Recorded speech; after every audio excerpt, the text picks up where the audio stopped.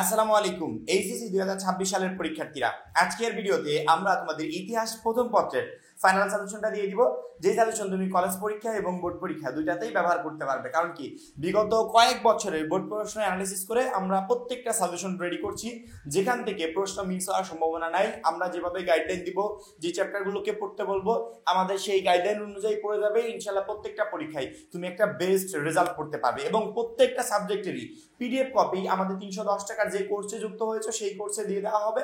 Plus যারা এখনো কোর্সে যুক্ত অনেক খুবই দ্রুত যুক্ত হয়ে যাবে। কারণ কি, এই প্রত্যেকটা সাজেশনের পিডিএফ কপির পাশাপাশি তোমার কিন্তু প্রত্যেকটা চ্যাপ্টার অ্যানালাইসিস করে পরবর্তীতে জ্ঞানমূলক অনুধাবনমূলক প্রশ্ন দরকার। এই প্রশ্নের পিডিএফ রেডি করে আমরা প্রত্যেকটা সাবজেক্ট ওয়াইজ চ্যাপ্টার ওয়াইজ এখানে দিয়ে দিচ্ছি। সেই সাথে বিগত 5 বছরের বোর্ডের এমসিকিউ পিডিএফ আকারে দেওয়া হচ্ছে, লিখিত অংশ শর্টকাট টেকনিক, গ্রামারের শর্টকাট টেকনিক, পড়াশোনার রুটিন, গাইডলাইন, এভরিথিং। অর্থাৎ একটা পরীক্ষায় বেস্ট রেজাল্ট করার জন্য যা যা প্রয়োজন সবকিছু আমাদের 310 টাকার কোর্সে দেওয়া হচ্ছে। এই জন্য যারা এখনো কোর্সে যুক্ত হও নাই, উপরে আমাদের এই নাম্বারে 310 টাকা সেন্ড মানি করে এই নাম্বারে হোয়াটসঅ্যাপে আমাকে জানাবে ব্যাংক সেন্ড মানি করেছি, সাথে সাথে তোমাকে গ্রুপে যুক্ত করে নিব। তখন থেকে তোমার এই ক্লাস প্রস্তুতি শুরু হয়ে যাবে। ইতিহাস প্রথম পত্রে আমাদের টোটাল 100 মার্কের পরীক্ষা হবে, যেখানে সৃজনশীলে থাকবে হচ্ছে 70, বহু নির্বাচনীতে থাকবে 30। এই টোটাল 100 মার্কের পরীক্ষা হবে। সৃজনশীল প্রশ্ন পরীক্ষায় আসবে কয়টা? 11টা। লিখতে হবে কয়টা? 7টা। এবং আমি যদি ইতিহাসের কথা বলি, যে ইতিহাস এই চ্যাপ্টারগুলো সবচেয়ে কমপ্লিকেটেড চ্যাপ্টার, যেগুলো আমাদেরকে পরীক্ষায় সমস্যায় ফেলানোর জন্য যথেষ্ট। তারপরেও সাবজেক্ট তো একটা না, এটার আবার প্রথম পত্র দ্বিতীয় পত্র আছে। এভাবে আমাদের যতগুলো সাবজেক্ট আছে প্রায়গুলোরই প্রথম পত্র দ্বিতীয় পত্র আছে। সামনে সময় অল্প, এই অল্প সময়ে আমি এত কিছু কমপ্লিট করে, এতগুলো বই পড়ে কখনো কি পরীক্ষার জন্য বেস্ট একটা প্রিপারেশন নিতে পারবো? তারপরেও পুরো সিলেবাসে পড়াশোনা করতে হবে। আমরা চাচ্ছি প্রত্যেকটা সিলেবাসকে একেবারে শর্ট করে দেওয়ার জন্য।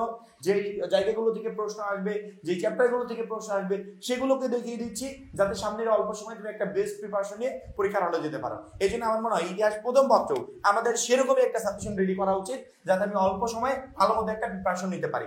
প্রথমেই আমি যদি সৃজনশীলের কথা বলি, সৃজনশীলে আসলে আমি 1, 2, 3 নাম্বার কিন্তু অলরেডি আন্ডারলাইন করে ফেলেছি। এখানে দেখো, ভারতবর্ষে ইউরোপীয়দের আগমন, ইংরেজ আধিপত্য প্রতিষ্ঠা, অর্থাৎ ইংরেজ শাসনামল শুরুর যে চ্যাপ্টারটা আছে, এই চ্যাপ্টার থেকে 3 নাম্বার চ্যাপ্টার পর্যন্ত দেখো, ব্রিটিশ আমল, কোম্পানি আমল, এই 3টা চ্যাপ্টার একত্রিত করে পড়বে। অর্থাৎ 1 নাম্বার চ্যাপ্টার স্কিপ করে 2, 2কে স্কিপ করে 3, এরকম না। 3টা চ্যাপ্টারই তোমরা প্রথম 3টা চ্যাপ্টার পড়বে। আমাদের সাজেশনের প্রথম 3টা চ্যাপ্টার 1, 2, 3, এই 1, 2, 3 এই 3টা চ্যাপ্টার পর মিনিমাম যে 3টা প্রশ্ন কমন পাবে সেই গ্যারান্টি আমি দিচ্ছি। ভাগ্য ভালো থাকলে এখান থেকেই 4টা প্রশ্ন তোমরা কমন পেয়ে যাবে। পরীক্ষায় লাগবে কয়টা? 7টা প্রশ্ন। কারণ কি, আমাদের এই টোটাল 8টা চ্যাপ্টার পড়ে কোনো লাভ নাই। আমরা পরীক্ষা লিখবো 7টা, 8টা চ্যাপ্টার থেকে প্রশ্ন আসবে কয়টা? 11টা। যেহেতু 8টা চ্যাপ্টার থেকে 11টা প্রশ্ন আসবে, সেক্ষেত্রে এই 2টা প্রশ্ন যে কমন আসবে যে কোনো একটা অধ্যায় থেকে, সেই অধ্যায়ের প্যাটার্ন হচ্ছে এইটা, যে আমি কিন্তু বলে দিয়েছি যে 1, 2, 3 থেকে মিনিমাম 3টা তো কমন পাবে। ভাগ্য ভালো থাকলে 4টা কমন পেতে পারো। 80% সম্ভাবনা আছে যে 1, 2, 3 করে তুমি 4টা প্রশ্ন এখান থেকে কমন পেয়ে যাবে। পরবর্তীতে খেয়াল করে দেখো, পাকিস্তান আমলে বাংলা, ভাষা আন্দোলন ও এর গতি প্রকৃতি, অর্থাৎ বাংলাদেশ রিলেটেড। পরবর্তীতে পূর্ব বাংলার স্বায়ত্তশাসন স্বাধিকার আন্দোলন। তারপরে 6 নাম্বার দেখো, বাংলাদেশের স্বাধীনতা ঘোষণা ও মুক্তিযুদ্ধ। অর্থাৎ 4 নাম্বার অধ্যায় থেকেও তুমি প্রশ্ন পাচ্ছ, পরবর্তীতে 5 নাম্বার থেকেও তুমি প্রশ্ন পাচ্ছ, 6 নাম্বার থেকে প্রশ্ন পাচ্ছ। 7 নাম্বার অধ্যায়টা আমি একটু ব্যাক সাইডে রাখছি। 7 নাম্বার অধ্যায়টা আমি দিব না। কেন দিব না? মুক্তিযুদ্ধে বাংলাদেশ সরকারের মুজিবনগর কার্যক্রম।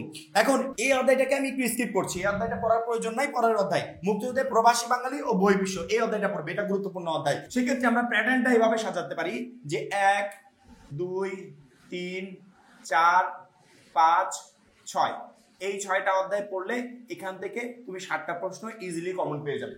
এই 6টা অধ্যায় পড়লে 7টা প্রশ্ন কমন পেয়ে যাবে। অথবা 1, 2, 3, 4, 5, 8, এখানে দেখো 2টা, 4টা, 6টা, এই 6টা চ্যাপ্টার পড়লে মিনিমাম এইখান থেকেও মিনিমাম 7টা কমন পাবে, এখান থেকেও মিনিমাম 7টা কমন পাবে। কিন্তু পরীক্ষার হলে যে 7টাই কমন থাকবে এরকম না। এখান থেকে সম্ভাবনা আছে প্রায় 80% তুমি এখান থেকে 8টা প্রশ্ন কমন পাবে। এই প্যাটার্ন থেকেও 8টা কমন পাবে, এই প্যাটার্ন থেকেও 8টা কমন পাবে। আমি মিনিমাম ধরে রাখছি যে 6টা চ্যাপ্টার পড়লে 7টা তুমি ইজিলি কমন পেয়ে যাবে। ভাগ্য ভালো থাকলে 8টা প্রশ্ন কমন পেতে পারো। যদি পরীক্ষার হলে এই 6টা চ্যাপ্টার থেকে 8টা প্রশ্ন কমন আসে, তাহলে এখান থেকে বেছে বুঝে যে 7টা আমার কাছে সব থেকে সহজ মনে হয়, সেই 7টার অ্যান্সার আমি করতে পারবো। অর্থাৎ আমাকে এখানে 8টা অধ্যায় দেওয়া হয়েছে, 8টারই যে অ্যান্সার করতে হবে এমনটা না। তবে আমার রিকোয়েস্ট থাকবে যে 1 2 3 একত্রিত করে পড়বে, এখানে স্কিপ করার সুযোগ নেই। 1 2 3 একত্রিত করে পড়বে। পরবর্তীতে এই 7 নাম্বার অধ্যায় ব্যতীত অন্যান্য যে কোনো 3টা চ্যাপ্টার তুমি নিতে পারো, অর্থাৎ 1 2 3 এর সাথে আর বাকি যে কোনো 3টা চ্যাপ্টার তুমি পড়তে পারো 7 নাম্বার অধ্যায় বাদে। অর্থাৎ 8টা অধ্যায় পড়ার কোনো প্রয়োজন নাই, যেহেতু 8টা অধ্যায় থেকে 11 সেট প্রশ্ন আসবে। অনেকগুলো চ্যাপ্টার থেকে 2টা করে প্রশ্ন আসতে পারে, 2টা করে প্রশ্ন আসবে এমন চ্যাপ্টারগুলো আমরা এই প্যাটার্ন ইনক্লুড করে দিয়েছি, এই প্যাটার্নও ইনক্লুড করে দিয়েছি। এই জন্য আমি বলছি যে 6টা চ্যাপ্টার থেকে 8টা প্রশ্ন তোমরা কমন পেতে পারো। সেক্ষেত্রে এই 6টা চ্যাপ্টার অথবা এই 6টা চ্যাপ্টার পড়ে গেলেই যথেষ্ট, সৃজনশীলের জন্য এক্সট্রা আর কিছু পড়া লাগবে না। এখন অনেকে বলতে পারো ভাই অধ্যায় ভিত্তিক সাজেশন দিলেন, আমাদের তো প্রত্যেকটা চ্যাপ্টার কষ্ট করে পড়তে হবে সামনের এই সময়, তারপরে তো চ্যাপ্টার অনেক বেশি হয়ে যাচ্ছে। আমি কিন্তু সাজেশনের শুরুতে প্রথমেই বলেছি যে প্রত্যেকটা চ্যাপ্টারের প্রত্যেকটা অধ্যায়ের আমাদের জ্ঞানমূলক এবং অনুধাবনমূলক প্রশ্নের পিডিএফ রেডি হবে, যে পিডিএফ গুলো আমরা আমাদের 310 টাকার যে কোর্সটা আছে সেখানে কিন্তু অ্যাড করে দিব। অর্থাৎ প্রত্যেকটা অধ্যায় অ্যানালাইসিস করে জ্ঞানমূলক এবং অনুধাবনমূলক প্রশ্নগুলো পরীক্ষায় পড়তে পারে বা 26 সালের জন্য সবচেয়ে গুরুত্বপূর্ণ সেগুলো পিডিএফ রেডি হচ্ছে, যখনই শেষ হবে তৎক্ষণাৎ অ্যাড করে দিব। এবং অন্যান্য সাবজেক্টের অনেকগুলো অ্যাডও হয়ে গেছে, শুধুমাত্র এই সাবজেক্ট না, প্রত্যেকটা সাবজেক্টে, সেটা প্রথম পত্র হোক বা দ্বিতীয় পত্র, প্রত্যেকটা চ্যাপ্টারের জ্ঞানমূলক অনুধাবনমূলক প্রশ্নগুলো পিডিএফ আকারে আমরা আমাদের 310 টাকার কোর্সে অ্যাড করে দিচ্ছি। ওই কোর্সে যুক্ত হওয়ার সাথে তোমার শুধুমাত্র ইতিহাস প্রথম পত্র না, অল সাবজেক্টে তুমি একটা বেস্ট প্রিপারেশন নিতে পারবে। সেক্ষেত্রে আমার মনে হয় না যে এই সৃজনশীলে 70 মার্ক নিয়ে কাউকে টেনশন করতে হবে। ইনশাআল্লাহ 70 এর ভিতরে 70 তুমি কমন পাবে এবং বেস্ট একটা পরীক্ষা দিয়ে বাসায় আসতে পারবে। কোন কোন চ্যাপ্টার পড়বে সেই প্যাটার্নগুলো তো রেডি করেই দিলাম, যে 8টা অধ্যায় করার কোনো প্রয়োজন নাই, 6টা অধ্যায় পড়ে যাও, তাহলে এখান থেকে 8টা প্রশ্ন কমন পাবে, বেছে বুঝে যে কোনো 7টার অ্যানসার তুমি করতে পারবে। এবং এই চ্যাপ্টারগুলো প্রত্যেকটারই জ্ঞানমূলক অনুধাবনমূলক প্রশ্নের যে পিডিএফ গুলো রেডি করছি সেগুলো আমাদের গ্রুপ থেকে নিয়ে ওইখান থেকে একটা বেস্ট প্রিপারেশন নিতে পারবে ইনশাআল্লাহ। সৃজনশীল নিয়ে আর একটা শিক্ষার্থীর কোনো প্রবলেম থাকবে না। প্রবলেমটা হয় হচ্ছে এমসিকিউ নিয়ে। এমসিকিউর জন্য প্রত্যেকটা ভিডিওতে আমরা একটা কথাই বলি যে আমাদের যেই টেক্সট বুকটা আছে, যেই বই থেকে আমরা প্রিপারেশন নিচ্ছি, সেই বইয়ের প্রত্যেকটা চ্যাপ্টার সুন্দর করে কমপ্লিট করতে হবে এবং বিগত 5 বছরের বোর্ডের এমসিকিউ পড়তে হবে।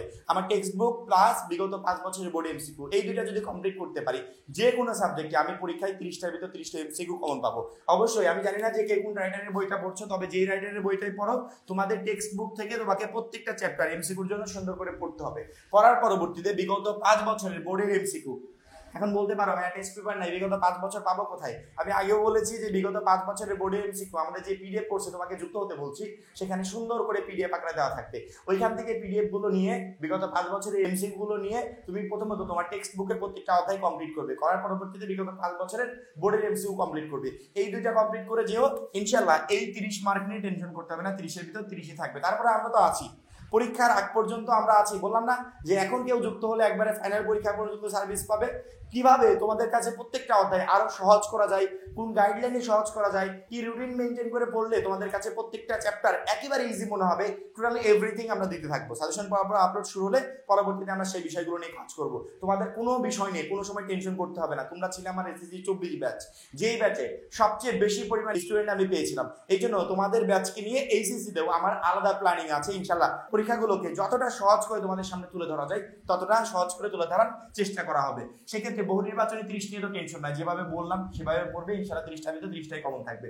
সৃজনশীল নিয়ে টেনশন নাই, যেই চ্যাপ্টারগুলো পড়তে বললাম সেই চ্যাপ্টারগুলো পড়বে এবং এই প্রত্যেকটা চ্যাপ্টারের জ্ঞানমূলক অনুধাবনমূলক প্রশ্ন রেডি হবে, সেগুলো কমপ্লিট করবে। তাহলে টোটাল 100% প্রশ্ন কমন পাওয়ার জন্য তোমার আর প্রবলেমটা কোথায়?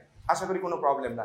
তারপরে যদি কোনো প্রবলেম থাকে সেগুলো নিয়ে অবশ্যই আমরা কাজ করবো। আর হ্যাঁ, যারা এখনো আমাদের 310 টাকার কোর্সে যুক্ত অনেক খুবই দ্রুত যুক্ত হয়ে যাবে, কারণ যদি একটা মাত্র কোর্সই তোমাকে প্রত্যেকটা সাবজেক্টে বেস্ট একটা রেজাল্ট করতে সহযোগিতা করবে। তবে ভালো থাকবে, সুস্থ থাকবে, আল্লাহ হাফেজ।